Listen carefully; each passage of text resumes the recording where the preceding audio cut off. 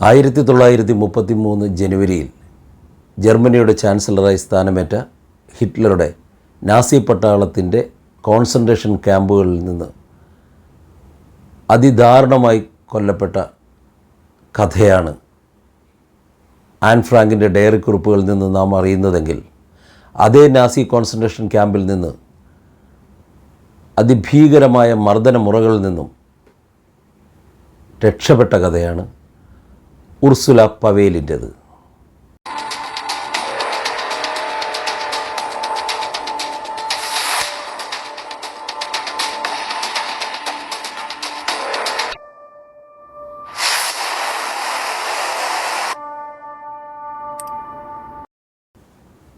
ഏവർക്കും സാഹിതിയുടെ ഒരു പുതിയ അധ്യായത്തിലേക്ക് ഹൃദയം നിറഞ്ഞ സ്വാഗതം.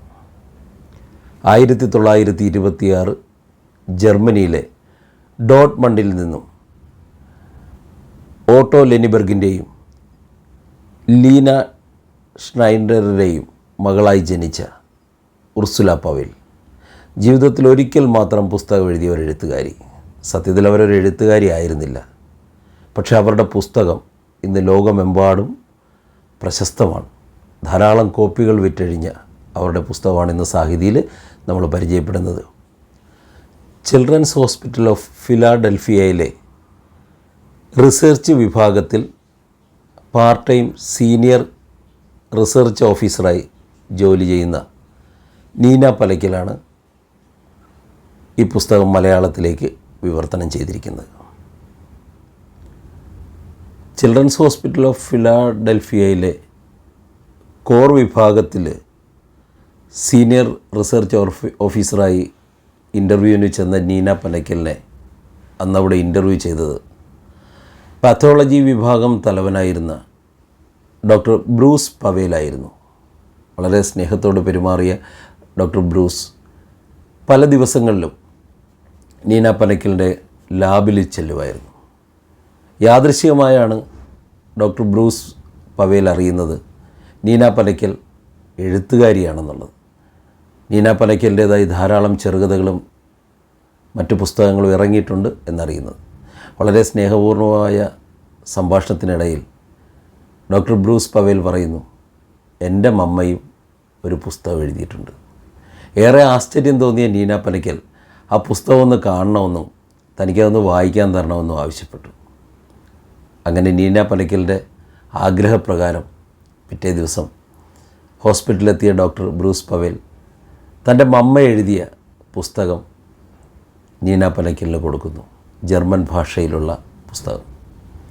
പക്ഷേ ആ പുസ്തകം കിട്ടിയ നീന പലയ്ക്കൽ ഏറെ സന്തോഷത്തോടെയാണ് അത് കൈപ്പറ്റിയതെങ്കിലും ഒഴിവ് സമയത്ത് പുസ്തകം മറിച്ച് നോക്കിയ നീന പലയ്ക്കൽ ഞെട്ടിപ്പോവുകയാണ് ഉണ്ടായത്. കാരണം ആ പുസ്തകം ഒരു നോവലോ ചെറുകഥയോ യാത്രാവിവരണമോ നാടകമോ ഒന്നും ആയിരുന്നില്ല, ഒരു ജീവചരിത്രം തന്നെയായിരുന്നു. അവരനുഭവിച്ച, അവർ കടന്നു വന്ന യാതനകളുടെ സത്യസന്ധമായൊരു വിവരണം. ആ പുസ്തകം ഇറങ്ങിയതിന് ശേഷം ഏറെ ഭീതിയോടെയാണ് ജനങ്ങൾ ആ പുസ്തകം വായിച്ചത്. കാരണം ഹിറ്റ്ലറുടെ നാസി കോൺസെൻട്രേഷൻ ക്യാമ്പിൽ നിന്ന് രക്ഷപ്പെട്ടൊരു കുട്ടി, അന്ന് വരെ ആൻ ഫ്രാങ്കിൻ്റെ ഡയറി കുറിപ്പുകൾ മാത്രം വായിച്ച് പരിചയിച്ച ലോകം ഉർസുല പവേലിൻ്റെ പുസ്തകം ഇറങ്ങിയപ്പോൾ, ഉർസുല പവേലിൻ്റെ പുസ്തകം വായിച്ചപ്പോൾ നാസി കോൺസെൻട്രേഷൻ ക്യാമ്പിൽ നിന്നൊരു പെൺകുട്ടി രക്ഷപ്പെട്ടു എന്നും അവൾ അനുഭവിച്ച യാതനകളുടെ തീവ്രത എത്രയെന്നും തിരിച്ചറിയാൻ തുടങ്ങി. ആ പുസ്തകമാണ് നീന പലയ്ക്കൽ മലയാളത്തിലേക്ക് വിവർത്തനം ചെയ്തത്. ആ പുസ്തകത്തിന് ഉർസുല പവേലിൽ ഇട്ടിരിക്കുന്ന പേര് പോലും വളരെ ശ്രദ്ധേയമാണ്. നാസി കോൺസെൻട്രേഷൻ ക്യാമ്പിൽ നിന്ന് രക്ഷപ്പെട്ടു വരുന്ന സ്വന്തം മകളെ കണ്ട് റോഡിൽ നിന്ന് അലറി വിളിച്ച് അമ്മയായ ലീന വിളിച്ചു പറയുന്നൊരു വാചകം, അതുതന്നെയായിരുന്നു ആ പുസ്തകത്തിൻ്റെ പേര്. My child is back. എൻ്റെ കുട്ടി തിരികെ വന്നു. അതാണ് ജർമ്മൻ ഭാഷയിൽ ഉർസുല പവേൽ എഴുതിയ അവരുടെ ഏക പുസ്തകം. ഞാൻ ആ പുസ്തകം ഒന്ന് കാണിച്ചു തരാം നിങ്ങൾക്ക്.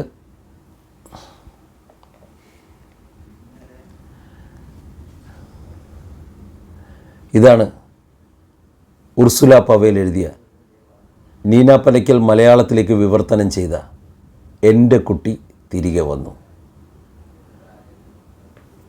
ഒരുപക്ഷെ ഇതിനേക്കാൾ നല്ലൊരു പേര് ഈ പുസ്തകത്തിന് ഇടാനുണ്ടാവില്ല. കാരണം ജനിപ്പിച്ച് പോറ്റി വളർത്തിയ മകളെന്നല്ല, മക്കൾ അങ്ങനെ തന്നെ പറയാം. കാരണം ഉർസുലയ്ക്കൊരു ഏട്ടനും കൂടെ ഉണ്ടായിരുന്നു. കോൺസെൻട്രേഷൻ ക്യാമ്പിലേക്ക് നാസി പട്ടാളം പിടിച്ചുകൊണ്ട് പോകുന്നത് അവരെ എല്ലാവരെയും കൂടെ ആയിരുന്നു.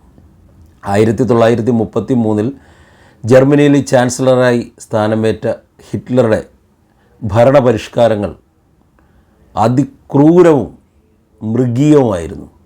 പ്രത്യേകിച്ച് യഹൂദ മതത്തിനോട്, കമ്മ്യൂണിസ്റ്റുകാരോട് ഒക്കെ ഹിറ്റ്ലറുടെ നാസി പട്ടാളത്തിൻ്റെയും പെരുമാറ്റം ലോകം ഭീതിയോടെയാണ് കണ്ടത്. അതിലേറ്റവും വിചിത്രമായത് യഹൂദരോടുള്ള പെരുമാറ്റമായിരുന്നു. യഹൂദർക്ക് അവരുടെ പേരുകളുടെ മധ്യത്തിൽ, അതായത് നമുക്ക് അറിയാം മിക്ക പേരുകളും 2 വാക്കുകൾ ചേർന്ന പേരുകളായിരിക്കും. ഇപ്പോൾ ഉർസുല പവേലിൻ്റെ തന്നെ ഉർസുല പവേൽ എന്ന പോലെ 2 പേരുകൾ ചേർന്നായിരിക്കും അവരുടെ പേര്. അപ്പോൾ ഈ 2 പേരുകളുടെയും മധ്യത്തിലായി പുരുഷന്മാരാണെങ്കിൽ ഇസ്രയേൽ എന്ന് ചേർക്കണമെന്നും സ്ത്രീകളാണെങ്കിൽ സാറ എന്ന് ചേർക്കണമെന്നും ഹിറ്റ്ലർ വാശി പിടിച്ചു. അതുകൂടാതെ ഇവരുടെ മേൽക്കുപ്പായത്തിൻ്റെ പുറകിൽ ദാവീദിൻ്റെ നക്ഷത്ര ചിഹ്നം മഞ്ഞ നിറത്തിൽ അത് പ്രിൻ്റ് ചെയ്ത് വെക്കണം, ഇല്ല തുന്നിച്ചേർക്കണം എന്ന് ഹിറ്റ്ലർ വാശി പിടിച്ചു. അതായത് നടന്നു വരുമ്പോൾ തന്നെ, ഇല്ലെങ്കിൽ പറയുമ്പോൾ തന്നെ ഇയാളൊരു യഹൂദനാണ് എന്ന് തിരിച്ചറിയാൻ വേണ്ടി ഹിറ്റ്ലറുടെ ആദ്യത്തെ തീരുമാനമായിരുന്നു അത്, ആ അടയാള മുദ്രകൾ. അതുപയോഗിച്ചുകൊണ്ടായിരുന്നു പിന്നീട് 1933 ശേഷം ഹിറ്റ്ലർ ജർമ്മനി ഭരിക്കുന്ന അത്രയും കാലം യഹൂദർക്ക് നടക്കേണ്ടി വന്നു. തുടർന്നങ്ങോട്ട് അവർക്ക് കൊടുത്ത പരിമിതികൾ, യഹൂദർക്ക് കച്ചവടം ചെയ്യാൻ പാടില്ല, പൊതു റോഡിൽ ഇറങ്ങി നടക്കാൻ പറ്റില്ല, പ്രാർത്ഥിക്കാൻ അനുവാദമില്ല, തിയേറ്ററുകളിൽ സിനിമ കാണാൻ അനുവാദമില്ല, കടകളുടെ മുന്നിൽ നാസി പട്ടാളത്തിൻ്റെ ബ്രൗണും കറുപ്പും കളറിലുള്ള ഡ്രസ്സ് ധരിച്ച നാസി പട്ടാളക്കാർ കാവൽ നിന്നുകൊണ്ട് കടയിലേക്ക് വരുന്നവരെ തിരിച്ചയക്കുക, കച്ചവടം ചെയ്യാൻ അനുവദിക്കാതിരിക്കുക, ഇങ്ങനെയുള്ള മുറകളായിരുന്നു നാസി പട്ടാളം സ്വീകരിച്ചത്. ഇത് കണ്ട് വളർന്നതാണ് ഉർസുല. കുഞ്ഞുനാൾ മുതലേ ഇത് കണ്ടാണ് വളർന്നത്. അതുകൊണ്ട് തന്നെ ഉള്ളിൽ എപ്പോഴും ഒരു പേടിയുണ്ടായിരുന്നു. എപ്പോഴാണ് തങ്ങളുടെ പേര് വിളിക്കപ്പെടുന്നത്? ഓരോ തവണയും ഓഷ്വിറ്റ്സ് എന്നറിയപ്പെടുന്ന കോൺസെൻട്രേഷൻ ക്യാമ്പുകളിലേക്ക് പോകുന്നവരുടെ ലിസ്റ്റ് വരുമ്പോൾ ജർമ്മനിയിലെ ഓരോ പൗരനും, പ്രത്യേകിച്ച് യഹൂദ പൗരന്മാർ പേടിയോടെ കേട്ട് നിൽക്കും, ഈ ലിസ്റ്റിൽ തങ്ങളുടെ പേരുണ്ടോ? തങ്ങളുടെ പേരുണ്ടെങ്കിൽ പോയേ പറ്റൂ. പക്ഷേ ഓരോ തവണയും പേരില്ല എന്നറിയുമ്പോൾ കിട്ടുന്ന ആശ്വാസം, കാരണം കോൺസെൻട്രേഷൻ ക്യാമ്പിൽ പോയാൽ ഒരിക്കൽ പോലും തിരിച്ച് നാട്ടിലെത്തില്ല, മരണമാണ്.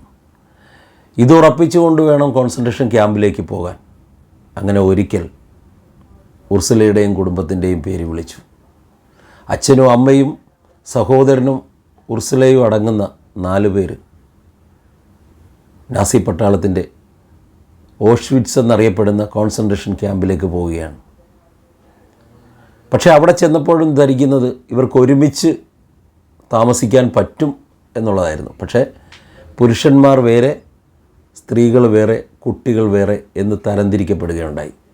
പക്ഷേ എന്തോ കാരണം കൊണ്ട് ലീനയെ വിട്ടയച്ചു അമ്മയെ. അപ്പോൾ ഉർസുലയ്ക്കൊരു ഉള്ളിൻ്റെ ഉള്ളിൽ ഒരു തോന്നലുണ്ടായി, കുട്ടികളായതുകൊണ്ട് അച്ഛനോടൊപ്പം കഴിയാൻ പറ്റുമെന്ന്. പക്ഷെ സാധിച്ചില്ല. അവരെ 3 പേരെയും, അച്ഛനെ ഒരു സ്ഥലത്ത്, ഉർസുലയെ മറ്റൊരു സ്ഥലത്ത്, സഹോദരനെ വേറൊരു സ്ഥലത്ത്, ഇങ്ങനെ 3 ക്യാമ്പിലേക്കായി നാസി പട്ടാളം ഇവരെ ഡിവൈഡ് ചെയ്യുകയാണ്.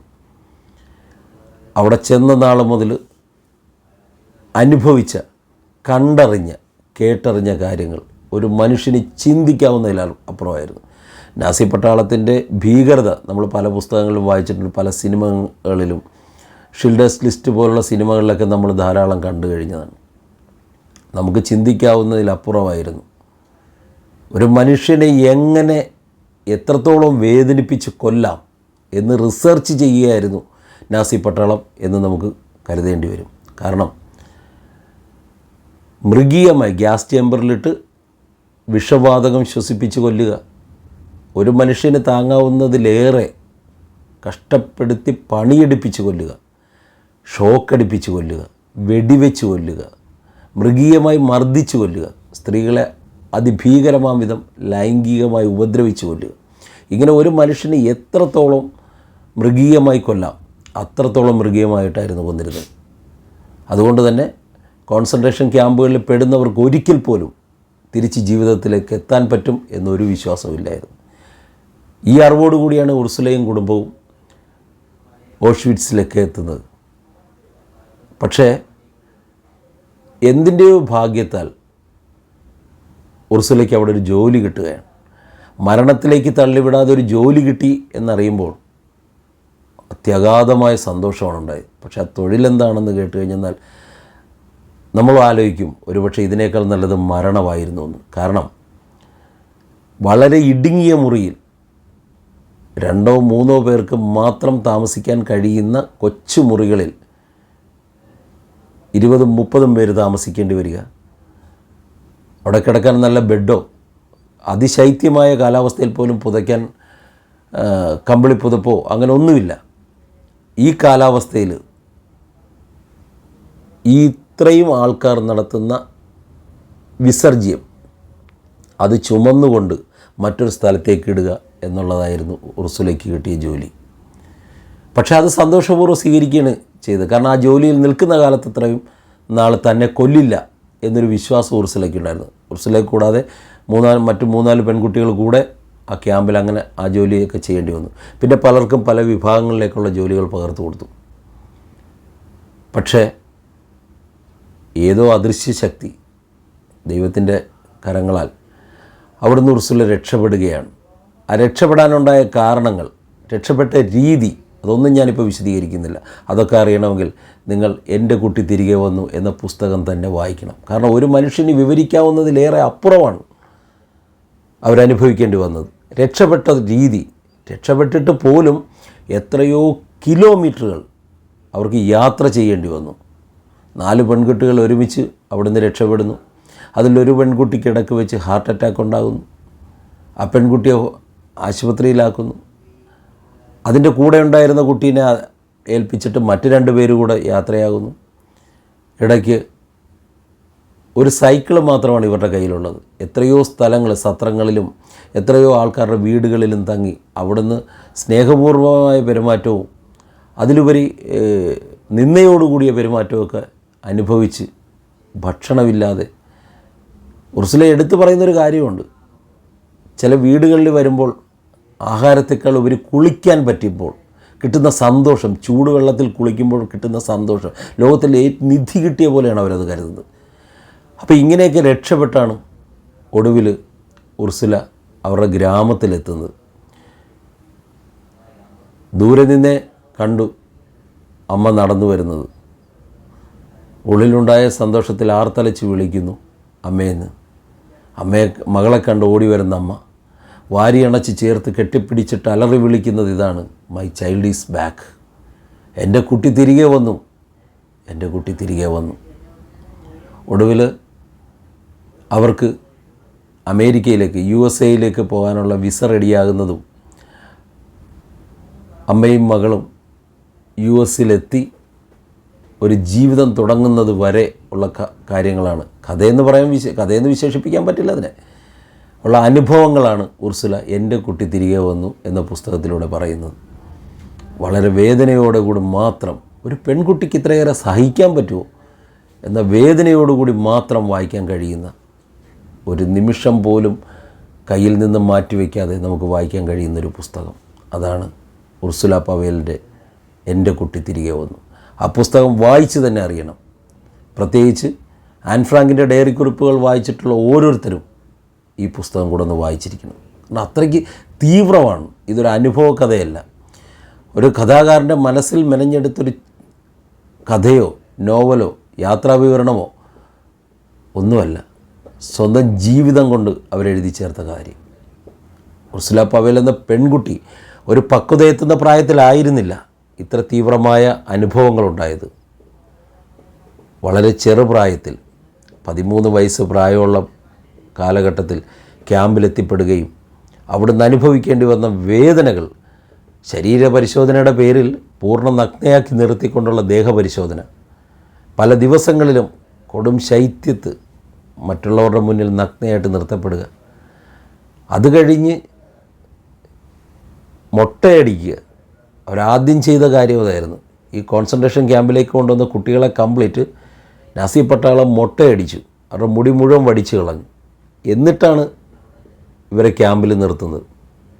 നമുക്കൊന്നത് നിങ്ങളൊന്ന് മനസ്സിൽ കണ്ടു നോക്കൂ. ചെറുപ്രായത്തിലുള്ള കുട്ടികളെ കൊണ്ടുവന്നിട്ട് മൊട്ടയടിച്ചിട്ട് വിവസ്ത്രരാക്കിക്കൊണ്ട് ഇത്ര ഭീകരമായ ജോലികൾ ചെയ്യിക്കുക, അവരെ ശരിക്കും അടിമകളെപ്പോലെ അങ്ങനെ കൊല്ലാക്കൊല ചെയ്യുകയായിരുന്നു നാസി പട്ടാളം. ഒടുവിൽ രക്ഷപ്പെട്ട് വരുന്ന വഴിയാണ് ഉർസുല അറിയുന്നത് നാസി പട്ടാളം വിടവാങ്ങി തുടങ്ങി ജർമ്മനിയിൽ നിന്ന്. കാരണം ഹിറ്റ്ലർ ആത്മഹത്യ ചെയ്തു. ഹിറ്റ്ലറുടെ മരണം പോലും, ഹിറ്റ്ലർ ആത്മഹത്യ ചെയ്തതാണെന്നൊന്നും ഉർസുല അപ്പോഴറിയുന്നില്ല. ഹിറ്റ്ലർ മരണപ്പെട്ടു എന്ന് മാത്രമാണ് അറിയുന്നത്. അതുകൊണ്ട് തന്നെ പട്ടാളം മാറുകയാണ്. പക്ഷേ ഇത് ഇത്രയും പറയുമ്പോഴും വളരെ അത്ഭുതകരമായൊരു കാര്യമുണ്ട്. കാരണം ഏത് മനുഷ്യൻ്റെ ഉള്ളിലും എത്ര ക്രൂരനായാൽ പോലും എവിടേക്കോ ചില നന്മകളുണ്ട് എന്ന് നമ്മൾ തിരിച്ചറിയുന്ന ചില മുഹൂർത്തങ്ങൾ ഈ പുസ്തകത്തിലുണ്ട്. അതുകൊണ്ട് തന്നെയാണ് പറയുന്നത് ഈ പുസ്തകത്തിൻ്റെ ഓരോ വരികളും ഓരോ അക്ഷരങ്ങളും ജീവിതഗന്ധിയായ മുഹൂർത്തങ്ങൾ നിറഞ്ഞതാണ്. കാരണം ഇവരെ രക്ഷപ്പെടാൻ സഹായിക്കുന്നതും നാസി പട്ടാളത്തിലെ 2 ഉദ്യോഗസ്ഥന്മാരായിരുന്നു എന്ന് വായിച്ചു വരുമ്പോൾ നമുക്ക് അത്ഭുതം തോന്നും. അതുതന്നെയാണ് ഈ പുസ്തകത്തിൻ്റെ ഏറ്റവും വലിയ പ്രത്യേകതയും. നമുക്ക് അത്ഭുതം തോന്നും, നാസി പട്ടാളത്തിൽ ഓഷ്വിറ്റ്സിൽ നിന്ന് അവർക്ക് രക്ഷപ്പെടാൻ വഴിയൊരുക്കിയത് ഇങ്ങനെ 2 പേരായിരുന്നു എന്ന്. അതുപോലെ തന്നെ ഇവർക്ക് കിട്ടിയ പാസ്, ആ പാസ് ഉപയോഗിച്ചത്, പിന്നെ ഇതിലെല്ലാത്തിലും ഉപരിയായി ഉർസുലയുടെ കൂടെ ഉണ്ടായിരുന്ന പെൺകുട്ടി, അവളുടെ മനോധൈര്യം. ഓരോ ചെക്ക് പോസ്റ്റിലും അവരെ പിടിക്കുമ്പോൾ അവൾ ഉദ്യോഗസ്ഥന്മാരോട് പറഞ്ഞ ചില കളവുകൾ, ഞങ്ങൾ യഹൂദ വംശക്കാരല്ല എന്ന് പറഞ്ഞ് രക്ഷപ്പെടാനുള്ള വ്യഗ്രത. എന്നാൽ ഉർസുലയുടെ അച്ഛൻ ക്രിസ്തുമത വിശ്വാസിയാണ്, അമ്മയാണ് ലീന, അമ്മയായ ലീനയാണ് യഹൂദ വംശക്കാരി. പക്ഷേ അച്ഛൻ ക്രിസ്തുമത വിശ്വാസിയാണെന്ന് അറിഞ്ഞിട്ട് പോലും അദ്ദേഹത്തെ വിടാൻ നാസി പട്ടാളം തയ്യാറായില്ല. അതിലേറ്റവും സങ്കടകരമായ കാര്യമെന്ന് പറയുന്നത്, അവിടുന്ന് രക്ഷപ്പെട്ട് വന്ന് ഉള്ളിൻ്റെ ഉള്ളിൽ സ്വയം രക്ഷപ്പെട്ടതിലുള്ള സന്തോഷം നിലനിൽക്കുമ്പോഴും ഒരിക്കൽ പോലും പിന്നീട് അച്ഛനെയും സഹോദരനെയും കാണാൻ പറ്റിയില്ല. അവർ ജീവിച്ചിരിപ്പുണ്ടോ, അവർ മരണപ്പെട്ടോ, എങ്ങനെ മരിച്ചു, അവരിപ്പോൾ എന്ത് ചെയ്യുന്നു, ഒന്നും ഉർസുലയ്ക്ക് അറിയാൻ പറ്റിയില്ല. അമ്മയെ കണ്ടപ്പോഴും മകളെ കണ്ട സന്തോഷത്തിനിടയിലും വിങ്ങിപ്പൊട്ടിക്കൊണ്ട് ലീന, അതായത് ഉർസുലയുടെ അമ്മ, ചോദിക്കുന്നത് ഭർത്താവിനെയും മകനെയും പറ്റിയാണ്, ഉർസുലയുടെ അച്ഛനെയും സഹോദരനെയും പറ്റിയാണ്.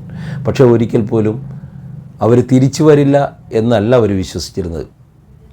എന്നെങ്കിലും ഒരിക്കൽ ഭർത്താവും മകനും മകൾ വന്ന പോലെ തൻ്റെ അരികിലേക്ക് ഓടിയെത്തും എന്ന് തന്നെയാണ് അവസാന നിമിഷം വരെ അവർ ആഗ്രഹിച്ചതും അതിനായി പ്രാർത്ഥിച്ചതും. ഇന്നും ഉർസുല ജീവനോടിരിക്കുന്നു. പുസ്തകം വായിക്കാൻ ആഗ്രഹിക്കുന്ന എൻ്റെ സഹോദരങ്ങൾ മറക്കാതെ വായിക്കേണ്ട ഒരു പുസ്തകമാണ് ഇത്. കഴിയുമെങ്കിൽ വെറുതെ വായിച്ചു വിടുകയല്ല, നിങ്ങൾ പുസ്തകം വാങ്ങിക്കുന്നവരാണെങ്കിൽ ഒരു പുസ്തകം വാങ്ങിച്ച് തന്നെ കയ്യിൽ സൂക്ഷിക്കുക. കാരണം ആരുടെ മുന്നിലും നമുക്ക് പുസ്തകം വായിക്കാൻ ആഗ്രഹിക്കുന്നവരുടെ കയ്യിലേക്ക് എടുത്തു കൊടുക്കാവുന്നൊരു പുസ്തകമാണ് ഉർസുല പവേലിൻ്റെ എൻ്റെ കുട്ടി തിരികെ വന്നു. മറക്കാതെ വായിക്കുക. ഞാനിത് പൂർണ്ണമായിട്ടും ഈ പുസ്തകത്തെപ്പറ്റി മറ്റു പുസ്തകങ്ങളിൽ പറയുന്ന പോലെ പൂർണ്ണമായിട്ടും ഇതിലുള്ള സംഭവങ്ങൾ പറയുന്നില്ല. കാരണം പറയാൻ പറ്റില്ല നമുക്ക്. അവരനുഭവിച്ച യാതനകൾ അതൊക്കെ അക്കവിട്ട് ബൈ ടു ബൈ ഉർസുല പറയുന്നുണ്ട്. അത് അത്രയും നിങ്ങളിലേക്ക് പറഞ്ഞു തരാൻ ഉള്ള ജ്ഞാനം എനിക്ക് പറ്റില്ല. അതുകൊണ്ട് ദയവായി നിങ്ങൾ വായിക്കുക ഈ പുസ്തകം. എൻ്റെ സഹോദരങ്ങളോട് ഞാൻ പറയുന്നു, മറക്കാതെ ഈ പുസ്തകം ഒന്ന് വായിക്കുക. കാരണം നമ്മുടെ ഇടയിൽ ഈ ഭൂമുഖത്ത് ഇങ്ങനെയും കുറേ മനുഷ്യർ ജീവിച്ചിരിക്കുന്നു ഇങ്ങനെയും കുറേ മനുഷ്യരുണ്ടായിരുന്നു എന്ന് നമ്മൾ തിരിച്ചറിഞ്ഞിരിക്കണം. അതിനായി ഉർസുല പവേലിൻ്റെ മൈ ചൈൽഡ് ഈസ് ബാക്ക് എന്ന പുസ്തകത്തിൻ്റെ മലയാള പതിപ്പ് നീന പനക്കിൽ എഴുതിയ എൻ്റെ കുട്ടി തിരികെ വന്നു അത് വായിക്കുക. വീണ്ടും ഒരു നല്ല പുസ്തകവുമായി നമുക്ക് വീണ്ടും കാണാം. നന്ദി, നമസ്കാരം.